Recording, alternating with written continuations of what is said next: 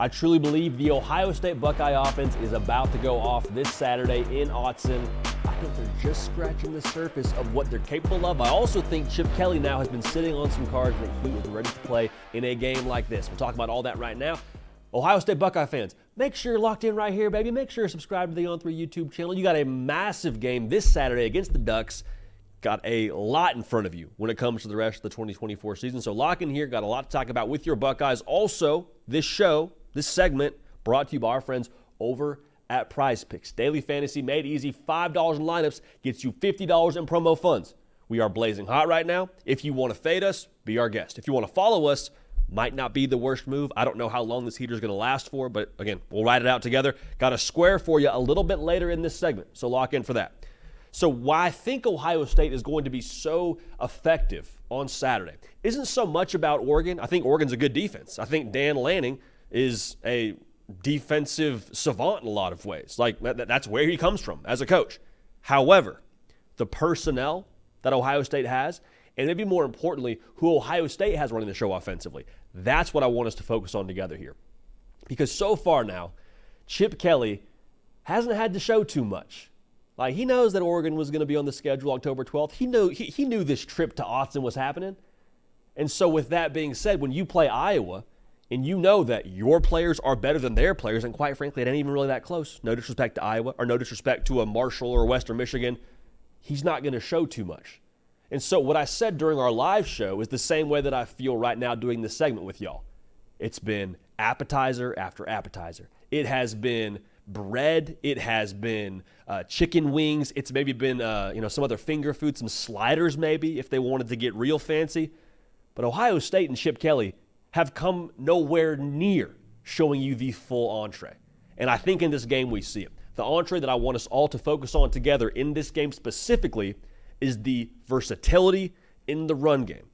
What does that mean? Essentially, Ohio State, I think they have a lot more they haven't shown with how they're going to run the football. I think they have a bunch of different looks they have not yet revealed to the college football public. I think it'll be, if I had to take a guess, a lot of two-back sets. I think it'll be a lot of quarterback run game kind of just sprinkled in there as a little spice, little seasoning. I think you'll see some different motions pre-snap to try and pair with different run looks they haven't shown to this point in the year. Like, all that's to say, what that's supposed to do and what I think that ultimately will do is make your run reads for a defense a lot more difficult.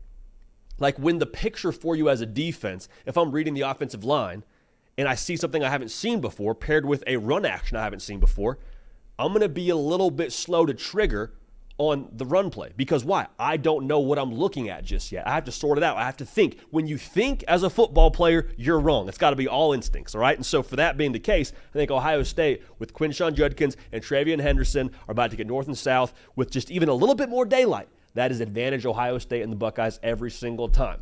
Also worth noting, mention the quarterback run game. I think Chip Kelly last week against Iowa left us all a little Easter egg because there was a play on fourth down where they go empty, and it's short yardage, and they call design quarterback run for Will Howard.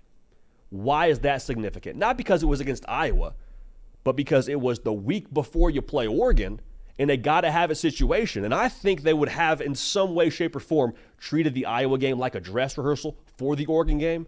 And so what I think you saw from Will Howard being more involved there, that was, again, in my opinion, revving the engine for the Oregon game. Against Iowa, Will Howard had 10 carries. That was nearly double of what he had in any game to this point in the season. Now, to be fair, he didn't have to run a whole lot in previous games. Also didn't have to run a whole lot in previous games. But I'm just saying, in this spot, to add another thing to the Oregon to-do list, which is defending the quarterback run now, it's going to be scary. Going to be very scary. Now, here's the backbreaker. Here's the thing that just throws this whole thing into a different stratosphere. If you are Oregon, and you're trying to defend that run game, and then Oregon starts having issues, against these different looks they're now seeing. To me, that's kind of like the drip through the wall a little bit. You start having a little bit of a leak. And so what happens when you have a leak? Well, you go and get more material to try and stop that leak. Get some Flex Seal, spray it on there, whatever.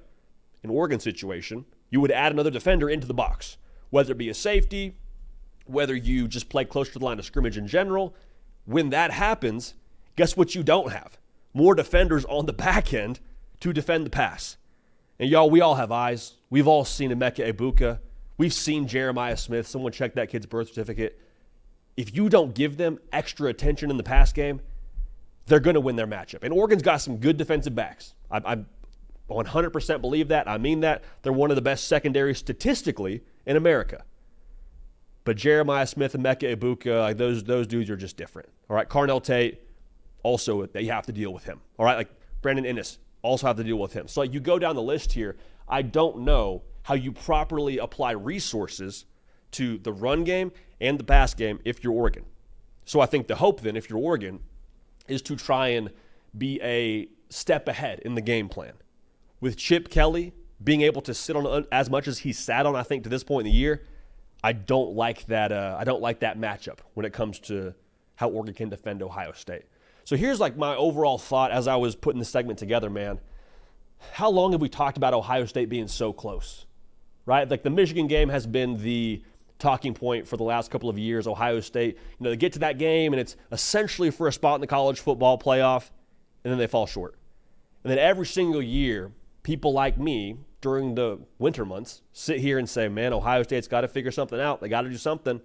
Like that's kind of been, in not so many words, what people have said. Ohio State has to change, has to adapt. They have to do something. Well, y'all, they've done something.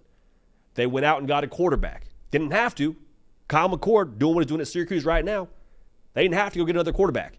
They chose to try and up the ante and get someone new to play quarterback. Ryan Day, he's an offensive guy. What does he do? Surrenders play calling. Have to change. Make wholesale changes. They change. You get a new OC. The defense. They didn't have to go get Caleb Downs. They chose to go get Caleb Downs. A bunch of those guys came back from a year ago. Could have gone to the NFL. Shout out NIL. Probably helped things. But I think a big part of that, what they wanted to get done. Also credit the powers that be within the building at Ohio State, making it worthwhile for some of those guys to come back to Ohio State for another year.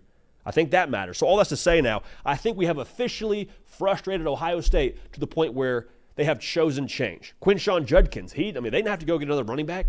They got Travion Henderson in the building. They go get one of the best backs, if not the best back in the SEC. All right, so Ohio State has made changes.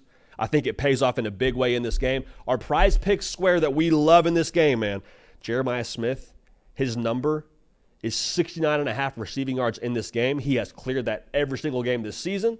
I think with what I just said about the run game and the matchups he's going to get, I think he will fly past that number, so we'll take the more. Code HARDCOUNT, a great way to support the show, so we appreciate y'all for that. Prize Pick sees it.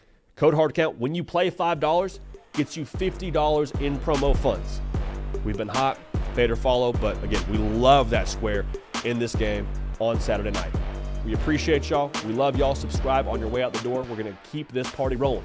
We will see y'all next time.